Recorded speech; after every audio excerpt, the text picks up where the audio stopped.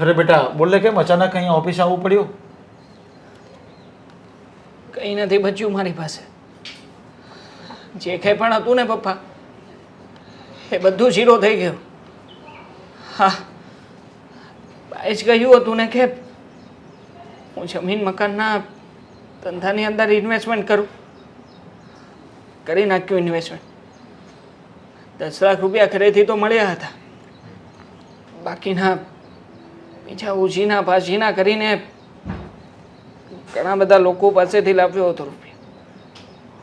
જમીન લીધી, બધું કાયદેસર કમ્પ્લીટ હતું. ન જાણે કેમ અચાનક બિલ્ડર ઉઠી ગયો. આપણી બધી જ જમીન એના નામે થઈ ગઈ.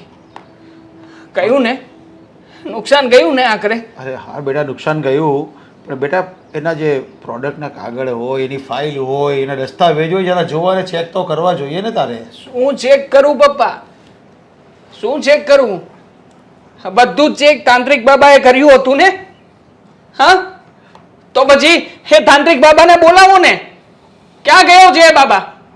હા, એ બાબાના લીધે રસ્તા ઉપર આવી ગયો હું. મારા જીવનમાં કાંઈ ના કરી શક્યો. બેટા એ તાંત્રિક બાબા ઉપર તો મને ત્યારે પણ વિશ્વાસ નહીં હતો ને આજે પણ નથી. પણ આ બા સમજવા જ નહીં હતા તૈયાર, તો શું કરીએ? જેટલું ઇન્વેસ્ટમેન્ટ કરવાનું હતું એનાથી ડોણું કરાવ્યું તારી પાસે. ડોણું કરાવ્યું એનો વાંધો નહોતો, પણ કેવી જગ્યાએ ઇન્વેસ્ટમેન્ટ કરાવ્યું તો જુઓ પપ્પા.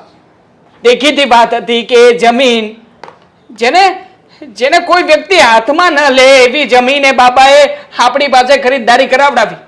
અને છતાંય 1000 વખત બાને કહેતો હતો કે બા નથી લેવી, તો બાએ મને પોતાના સમ આપીને જમીન લેવડાવડાવી. હવે નુકસાન ગયું છે તો બોલાવો ને બાબાને. હું તો કહું છું બાને બોલાવો. જુઓ પપ્પા, મારી પાસે કઈ નથી રૂપિયા આપવા માટે. હું લોકોને શું જવાબ આપીશ?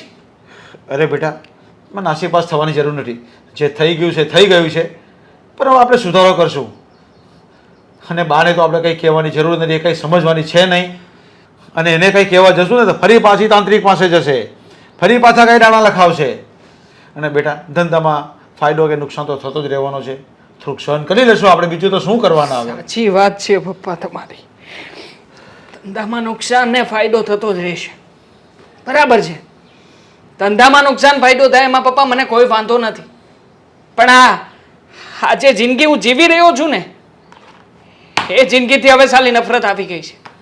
અરે નથી જીવવી મારે આવી જિંદગી.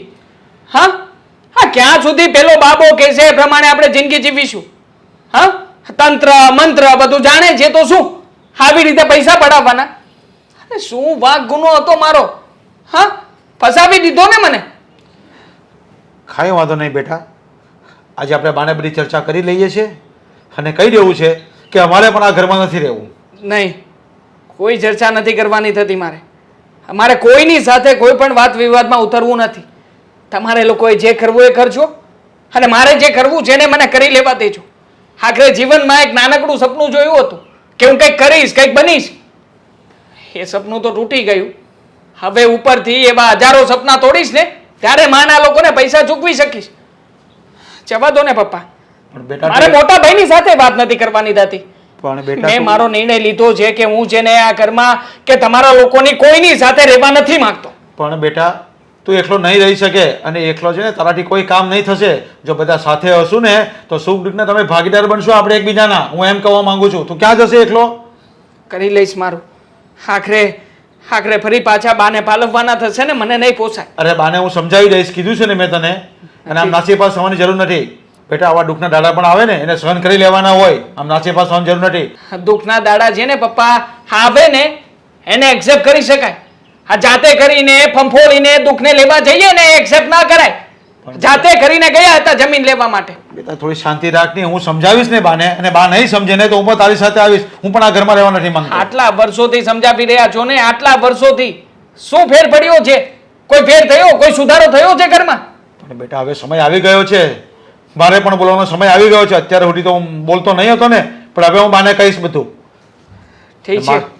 હા, તમારાથી બા માને તો ઠીક છે, ના માને તોય ઠીક છે. બાકી મારો નિર્ણય ફૂલ એન્ડ ફાઇનલ છે. હા, તમે મને સાંજે બેસાડશો તોય ભલે, અને ના બેસાડો ને મીટિંગમાં તોય ભલે.